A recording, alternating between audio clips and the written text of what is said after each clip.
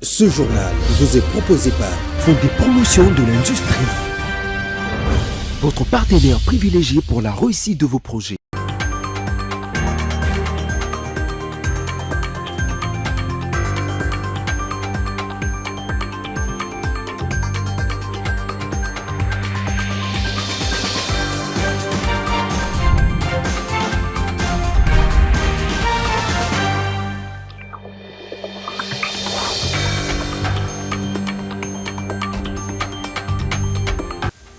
Il est 19h à Kinshasa, c'est l'heure du journal. Bienvenue à la grande édition sur Apic Télévision. Il ne faut pas vite se réjouir des victoires de bataille, mais attendre la victoire finale. C'est la recommandation faite par Nikes Kibelbel en rapport avec les déclarations de réjouissance survenues après la neutralisation de Wilingoma. À quand la fin des enlèvements dans la ville de Kinshasa? La question se pose puisque chaque jour, de cas de kidnapping sont rapportés. Les témoignages d'une étudiante qui a échappé à la kidnapping à suivre dans cet instant. Messieurs et dames, bienvenue à cette édition. L'offensive de FARDC sur l'F-123 et a conduit à la mort de leur porte-parole Wilingoma semble crier de la réjouissance dans les chefs de plusieurs Congolais. Mais un journaliste spécialiste de questions sécuritaires et défense appelle à la retenue car certaines parties du territoire congolais sont toujours occupées par la rébellion rwandaise. Nikes Kibelbel invite les Congolais à ne pas considérer les victoires de bataille, mais la victoire finale. On l'écoute au téléphone de Roland Mukasa. Les FARDC ont le devoir de défendre le pays et surtout de récupérer tous les territoires occupés, mais aussi de respecter les cessez-le-feu. Mais dans le respect des cessez-le-feu, les FARDC ont l'obligation de réagir à chaque provocation. Effectivement, les M23 a provoqué les FARDC. Vous avez appris avec des lancements de bombes sur l'aéroport de Kisangani. Et dans ces provocations, les FARDC, les Ouazalènes, ont réagi avec force et avec détermination jusqu'à arriver à la porte de Rubaya et à faire des victimes que vous connaissez, que nous connaissons. Donc, c'est une réponse forte à une provocation à des gens qui refusent de respecter le cessez-le-feu. Nous n'avons pas à nous réjouir de la situation actuelle parce que une partie de notre territoire est sous occupation. Par contre, ce que nous souhaitons, c'est que les accords soient appliqués pour que la paix revienne et que le sourire revienne sur les visages de la population. Nous n'avons pas à nous réjouir. Dans une guerre, il y a des victoires, des petites victoires, mais on ne doit pas considérer les victoires. On ne doit pas considérer les victoires des batailles, on doit considérer la victoire finale, faire revenir la paix et respecter la souveraineté et l'intégrité du territoire congolais. C'est dans ces contextes que le président de la République, Félix Tshisekedi, s'est entretenu ce mercredi 25 février avec son homologue français Emmanuel Macron au Palais d'Élysée. Cet échange a réaffirmé l'engagement de la France au respect de l'intégrité territoriale et de la souveraineté de la République démocratique du Congo dans un contexte sécuritaire préoccupant caractérisé par l'occupation militaire rwandaise de certaines localités de l'Est de la RDC. Les discussions ont également porté sur la prochaine candidature de la RDC au poste de secrétaire général de l'Organisation internationale de la francophonie. Nous poursuivons Sido Kivu, Nord Kivu, Ituri, Chopo et Tanganyika. Toutes ces provinces ont été expertées durant tout un mois par le général-major Chico Chitambo Jérôme, commandant de la première zone de défense à la tête d'une importante délégation de l'état-major général de la FARDC. Cette mission a permis au général-major Chico Chitambo Jérôme et sa délégation de parler la situation réelle sur terrain et de transmettre les encouragements du président de la République, Félix Antoine Tshisekedi Tshilombo, aux militaires déployés sur les différents sites des zones de front. Suivant cet élément.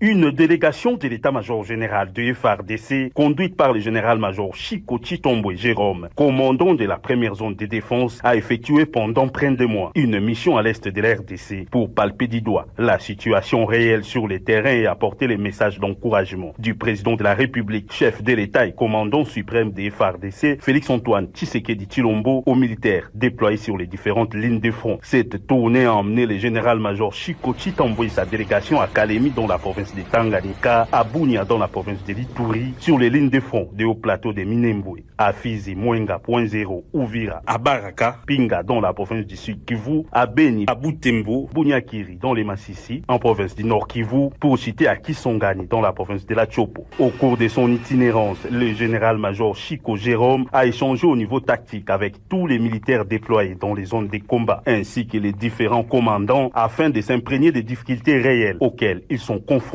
et dans les soucis de répondre au GV de la plus haute hiérarchie, à savoir l'amélioration des conditions et les renforcements des capacités opérationnelles sur les terrains afin de répondre les territoires occupés. Nous nous connaissons très bien et j'aimerais que nous puissions parler entre nous, officiers des forces armées.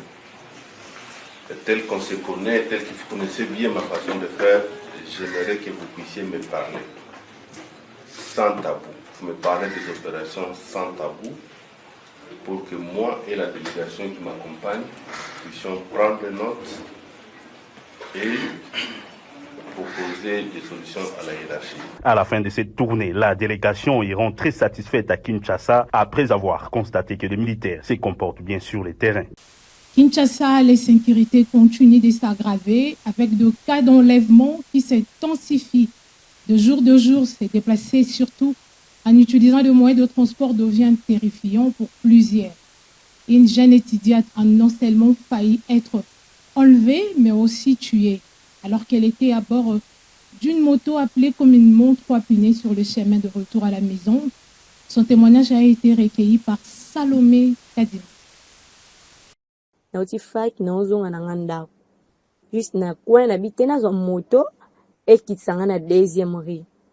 Je venais de la fac, je rentrais à la maison. Je m'étais décidé de prendre la moto pour descendre à la 2e rue. J'ai aussi pris la moto. En avançant, le monsieur s'est mis à me demander mon numéro. Je lui ai dit que je n'avais pas de téléphone. Il m'a reposé la question pour une 2e fois. Je lui ai dit qu'on me l'avait volé au rond-point. Après, il n'a plus rien dit. Arrivé à la 1re rue, je sors de l'argent pour lui donner vu que chez moi, c'est à la 2e rue. Je lui ai donné en lui disant de me laisser à la 2e rue. Il m'a dit « Tes parents ne te retrouveront pas vivante ». J'ai cru que c'était de la blague.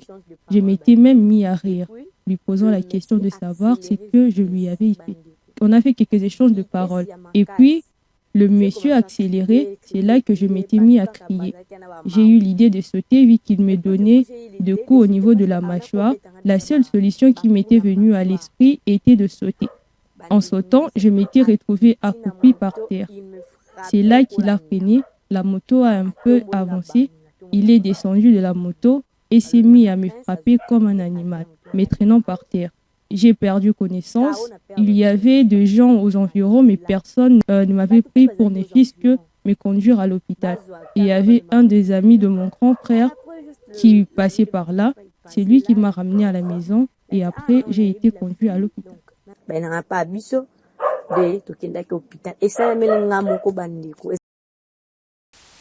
En transport, on va reparler de cette grève de certains opérateurs de transport qui dure depuis plusieurs jours.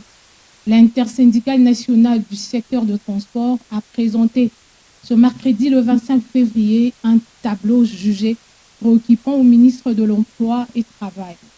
Fernanda Massamba, il ne gire que sur la prise de compte de leurs différentes préoccupations. On fait le point avec Cédric Bachal. En grève depuis plusieurs jours pour dénoncer l'absence de contrats de travail, le non-respect des horaires réglementaires, le non-paiement des primes de risque ainsi que de frais d'émission, l'intersyndicale nationale du secteur des transports s'est présenté devant le ministre de l'Emploi et du Travail, Ferdinand Massamba, avec beaucoup d'amertume. Selon les représentants syndicaux, plusieurs entreprises du secteur ne respecteraient ni les SMIC ni les obligations liées à la sécurité sociale. À ces manquements s'ajoutent des problèmes de classification des emplois impactant directement la rémunération des travailleurs ainsi que des cas répétés de licenciements abusifs. Face à ces dénonciations, le ministre de l'Emploi et Travail Ferdinand Massamba a fermement réaffirmé l'engagement du gouvernement à faire respecter la législation sociale en vigueur. Dans la foulée, il a annoncé que des sanctions seront prises à l'encontre de toute entreprise qui violerait les droits des travailleurs congolais en instruisant l'intersyndicale de transmettre les listes complètes des entreprises mises en cause afin de permettre aux services compétents d'effectuer un contrôle rigoureux et approprié. Dans le Haut-Katanga, les difficultés financières liées à la rétrocession du gouvernement central, les fonctionnements des institutions et des financements de routes via les Fonds national d'entretien routier FONER en cible. Voilà les différents plaidoyers qui ont été présentés le mercredi 25 février 2026 au président du Sénat, Jean-Michel Samaloukonde, par le président de l'Assemblée provinciale du Haut-Katanga. À vacances parlementaires dans cette province, Samaloukonde a indiqué agir conformément à la vision du chef de l'État prônant la proximité des élus avec leur base, tout en sensibilisant les interlocuteurs à l'appropriation de processus de paix en cours pour la stabilisation de l'Est du pays aux accords de partenariat stratégique conclus avec les États-Unis. Je vous propose de suivre cet élément. Et ici, moi, en tant que sénateur, en tant que président du Sénat, élu de la province du Haut-Katanga, je remercie le bureau de l'Assemblée provinciale du Haut-Katanga à travers son président, qui ici a accordé à ce que je puisse être reçu et permettre des échanges avec les élus provinciaux de cette province qui nous est chère, toutes tendances confondues. Et donc, les problèmes que nous avons abordés concernent directement le plaidoyer qui peut être porté par nous sénateurs et moi particulièrement comme sénateur de cette province sur les différentes attentes au niveau de la province, mais aussi au niveau de cette institution qui est l'Assemblée provinciale. Vous savez que l'Assemblée provinciale suit avec attention le travail qui est fait au niveau de l'exécutif. Et donc les premiers problèmes qui ont été posés sont des problèmes d'ordre financier pour s'assurer que le gouvernement central rencontre ses obligations vis-à-vis de la province du Haut-Katanga et du fonctionnement des institutions, particulièrement celle de l'Assemblée provinciale, en termes de rétrocession et en termes de fonctionnement. Parce que de ce côté-là, on accuse des lacunes et il faudrait que nous puissions faire ce suivi. Ensuite, c'est aussi d'autres institutions qui doivent financer surtout les questions des routes, qui doit être fait au niveau du FONER qui nous a été donné. Nous allons, avec l'Assemblée provinciale, travailler là-dessus de manière à ce que les attentes, surtout l'interconnectivité de nos territoires, soient rencontrées. Bien sûr, d'autres questions de la vie sociale ont été posées. Vous savez que nous avons beaucoup de suivi à faire au niveau de notre fonction publique en général, de manière à ce que ces problèmes qui sont adressés à ce niveau-là aussi soient rencontrés. À Kinshasa, la ville-province d'où le chômage frappe fort, surtout chez les jeunes. Mais pendant que certains cherchent désespérément un emploi, d'autres ont déjà trouvé la solution, l'agriculture. Un secteur vaste et prometteur qui peut changer la donne pour beaucoup de jeunes Congolais. Les constats portés par la signature de Salomon Kadime. La République démocratique du Congo dispose des ressources naturelles exceptionnelles, notamment des étendues de terres arables qui attendent d'être exploitées.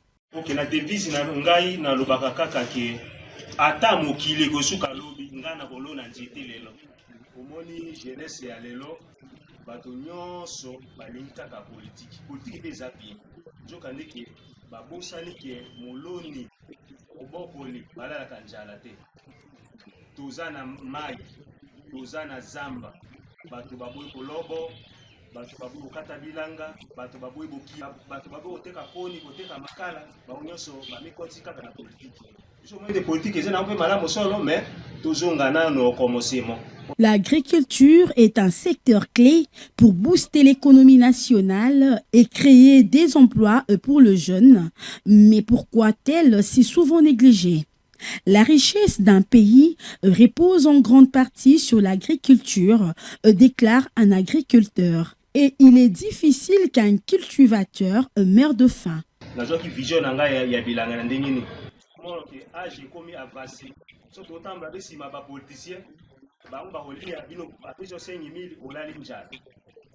na sengi milioni si ekokapita mpona ya bana te so omoni kaka ngai nazwi vision kaka ke nalengele lobi na biso lobi na ngai eza malamu passion na ngai ndenge naloba bongo eza malamu mpona kolengele passion na ngai yango nazwaki komi makasi mpona naza na 2 hectares na 2 hectares epa na biso production ekomi makasi bato bakoka kokonsome te donc epa na biso culture ya kolia mbuma eza te. Il est temps de changer les mentalités et de reconnaître la valeur de l'agriculture, un secteur qui peut sortir de la pauvreté de milliers de jeunes Congolais et contribuer à la croissance économique du pays. Alors, à Kinshasa, il semble qu'avant même de construire une maison, on pense d'abord à ériger une église. Ces dernières années, la capitale congolaise connaît une multiplication remarquable des églises de réveil et des assemblées indépendantes, un phénomène observé dans presque toutes les communes qui suscitent de vives réactions au sein de la population. Les précisions de Priscilla Loubé. À Kinshasa, il devient parfois plus facile de trouver une église qu'un centre de loisirs. Entre foi ardente et esprit d'entrepreneurial, la capitale semble avoir découvert un secteur qui ne connaît pas la crise. Chaque avenue ou presque abrite son pasteur, sa chorale et son programme de délivrance. Il y a des gens qui ont commencé des églises pour en vivre. Et ça fait que on n'a pas que des églises qui sont là pour pouvoir sauver les âmes. Mais il y a des églises qui sont là pour lesquelles les pasteurs qui sont des pasteurs d'église en font un gagne-pain. Et là, qu'est-ce qui se passe? Au lieu que l'on puisse prêcher aux gens la réelle bonne nouvelle, non, on prêche aux gens un évangile qui leur plaît. Pour de nombreux fidèles, cette prolifération répond pourtant à un besoin réel. Dans une ville marquée par des difficultés économiques et sociales, l'Église représente un refuge, un espace d'écoute et d'espoir. Elle joue aussi un rôle d'encadrement moral et de solidarité communautaire. C'est ainsi que ces églises-là, vous allez voir, elles attirent les gens. Qu'est-ce qui se passe là-dedans? La prospérité, les mariages, le voyage pour l'Europe. Tout ça sur un fond de crise aussi, sur un fond du chômage. Et ça devient inquiétant. Parce que les croyants qui sont dans ces églises, lorsqu'ils sont lancés sur le marché, excusez-moi de ne pas dire, sur le marché social, ne sont plus tellement de chrétiens, mais c'est un danger social. Mais derrière cette ferveur religieuse, des interrogations persistent. Manque de régulation claire, nuisances sonores, concurrence entre assemblées et parfois soupçonnées d'abus financiers. Certains habitants s'inquiètent d'un phénomène qui évolue sans véritable contrôle, posant la question de l'équilibre entre liberté de culte et responsabilité sociale. Entre foi vivante et désordre urbain, la prolifération des églises à Kinshasa interpelle autant qu'elle divise. C'est la fin de cette édition. Place à présent au rappel de titre. Il ne faut pas vite se réjouir de victoire de bataille, mais attendre la victoire finale. C'est la recommandation faite par Nitiensek Kibelbel en rapport avec des déclarations réjouissantes survenues après la neutralisation de Willy Ngoma. À quand la fin des enlèvements de la ville-province de Kinshasa? La question se pose puisque chaque jour, de cas de kidnapping sont rapportés. Messieurs et dames, c'est la fin de cette édition. Retrouvons-nous la semaine prochaine.